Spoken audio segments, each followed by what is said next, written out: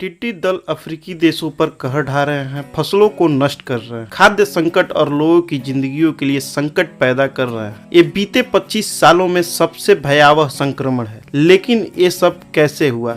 नमस्कार दोस्तों, मैं आपका दोस्त अजय पंडित, आपका स्वागत है मेरे YouTube चैनल अपना परिवार में। टिड्डी की एक प्रजाति रेगिस्तानी टिड्डा सामान्यतः सुनसान इलाकों में पाया जाता है। ये एक अंडे में पैदा होकर पंखों वाले टिड्डे में तब्दील होता है, लेकिन कभी कभी रेगिस्तानी टिड्डा खतरनाक रूप ले लेता है। जब हरे भरे घास के मैदानों पर कई सारे रेगिस्तानी टिड्डे इकट्ठे होते हैं तो ये निर्जन स्थानों में रहने वाले सामान्य कीट पतंगों की तरह व्यवहार नहीं करते, बल्कि एक साथ मिलकर भयावह रूप अख्तियार कर लेते हैं। इस फेज में टिड्डे रंग बदलकर बड़े समूहों का रूप लेते हैं। आसमान में उड़ते हुए इन टिड्डी दलों में 10 अरब टिड्डे हो सकते हैं। ये सैकड़ों किलोमीटर क्षेत्र में फैले हो सकते हैं। ये झुंड एक दिन में 200 किलोमीटर का रास्ता तय कर सकते हैं। एक दिन में टिड्डे के झुंड अपने खाने और प्रजनन के मकसद से इतने बड़े क्षेत्र में लगी फसल को नुकसान पहुंचाते हैं। संयुक्त राष्ट्र के खाद्य और कृषि संगठन के मुताबिक एक औसत टिड्डी दल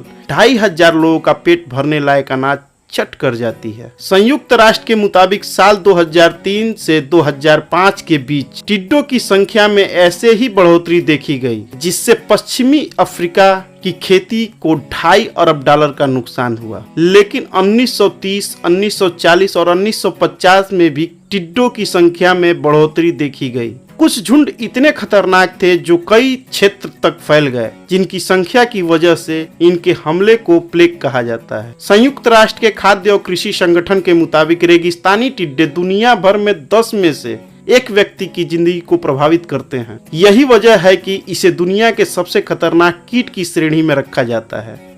2018-19 में आए साइक्लोन और बारिश ने टिड्डों के हमले को घातक बनाया।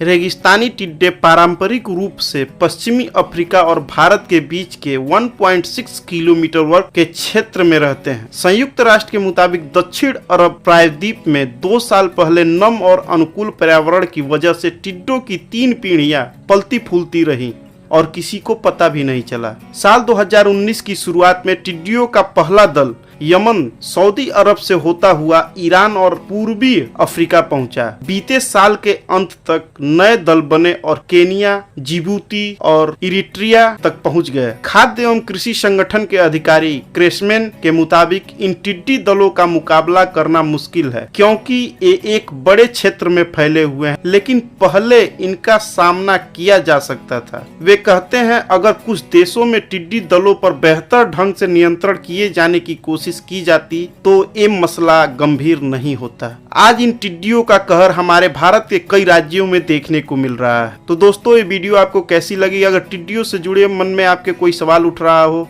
तो कमेंट जरूर करें।